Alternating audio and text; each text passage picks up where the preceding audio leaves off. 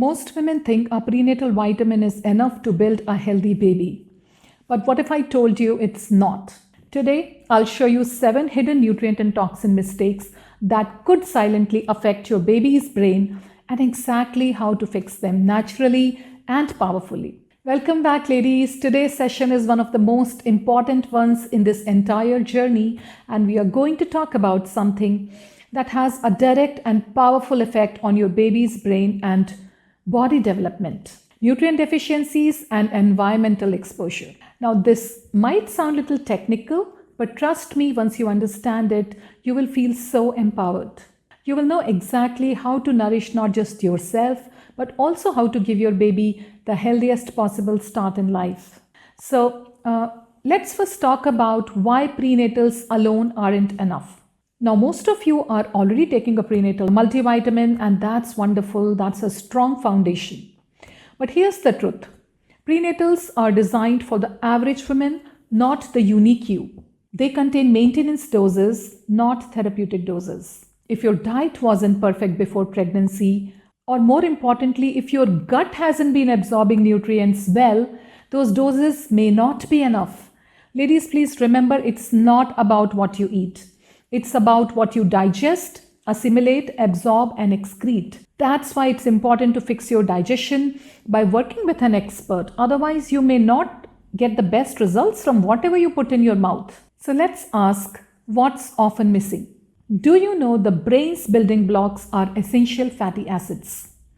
One of the biggest gap is essential fatty acids, omega-3s, especially DHA. Think of DHA as the brick and mortar of your baby's brain cells, and without it, neurons cannot grow properly, cannot connect properly, and cannot function at their best. Now, where do we get DHA from? Nut seeds like flax, shea, walnut, ghee, fatty fish like salmon and sardines, or even a high-quality DHA supplement. Here's the key. During pregnancy, DHA is more important than EPA.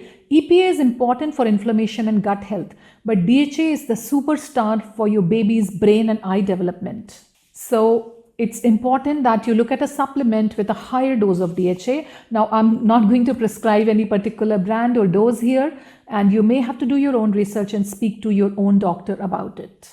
Now, let's talk about other common nutrient deficiencies. Omegas aren't the only concern. Research shows that many pregnant women are also deficient in vitamin D, which is crucial for bone growth, immunity, and mood. Iron, which is vital for oxygen transport and preventing anemia. Magnesium, which supports energy, sleep, and prevents cramps. And vitamin B12, which is critical for the nervous system development and brain development. Many women are also deficient in antioxidants like vitamin A, C, E. And remember, deficiencies don't always show symptoms right away. And that's why testing is very, very important. It's much better than guessing, because sticking to optimal reference ranges is very important, not just the normal ranges for a pregnant lady. Now, what are optimal reference ranges and normal ranges? I have written a lot of blogs and posts on that. You may refer to that. And last but not the least, blood testing really, really matters. I can't emphasize this enough. Don't just blindly take supplements, ladies. Too little is a problem, but too much can also be harmful, especially when it comes to nutrients like iron and vitamin D. I highly recommend advanced testing for all my clients. The root cause functional testing and aiming to achieve optimal reference ranges on the blood tests. We don't want borderline blood tests, ladies. We want to be optimal in our hormones, our life force energy, while creating a new life inside us. One of my clients, for example, came in absolutely exhausted in her second trimester.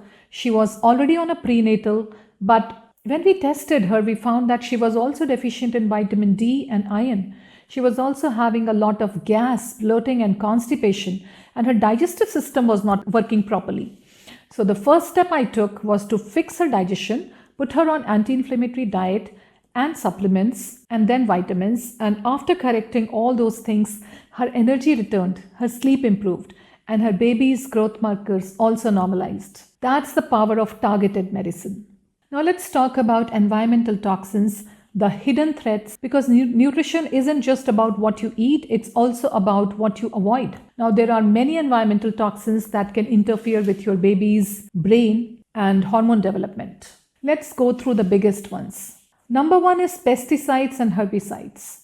So, best choice is organic whenever possible. Focus especially on dirty dozen, fruits and vegetables. Those they are the most contaminated ones.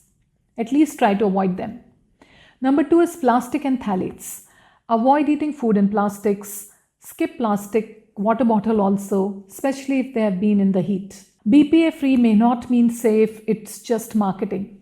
Babies' plastic toys and teethers, best avoided because as they may release harmful chemicals. Number three is non-stick cookware and canned foods. Both can leach chemicals and metals into the food. Safer swaps could be stainless steel, cast iron, glass or ceramic. Number four, household chemicals and cosmetics. Many cleaners, air fresheners and even cosmetics release toxic gases. Choose natural, essential oil-based cleaners whenever possible. Ventilate when cooking or using product indoors. Number five is EMF and radiation. Now, science is still evolving, ladies, but still, evidence links EMF exposure to developmental problems. Easy tips could be don't keep your phone on your belly at least, don't sleep with the devices near your head, and turn off the Wi-Fi at night and use speakers instead of holding your phone to your ears whenever possible. Now, this cannot be completely eliminated, I understand, but minimizing can go a long way. Number six is heavy metals.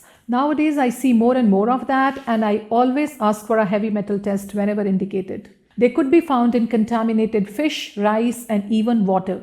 Best strategy, if you are a fish eater, choose small fish over large fish, like sardines instead of tuna or swordfish, etc. Buy organic, wash properly and filter your water.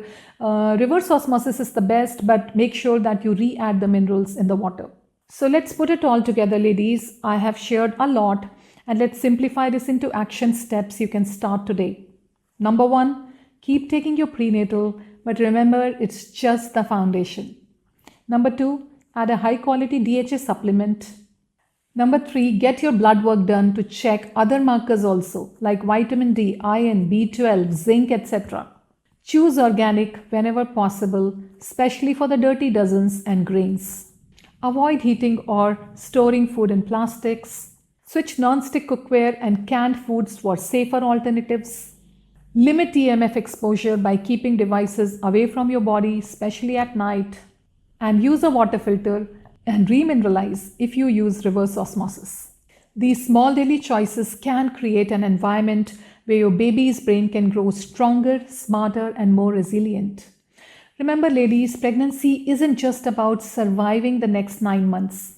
It's about creating the foundation of your child's health, intelligence, and potential for life. Every nutrient you take in, every toxin you avoid, every mindful choice you make is shaping your baby's brain and future. And here's the best part, you don't have to do it perfectly. You just need to be aware, intentional, and consistent. You are not just nourishing yourself, you are literally creating a destiny. And I couldn't be more proud to walk this journey with you. All right, in our next session, we'll talk more about environmental toxins in detail and the most practical ways to reduce them in your daily life. Until then, take very good care of yourself, because when you thrive, your baby thrives.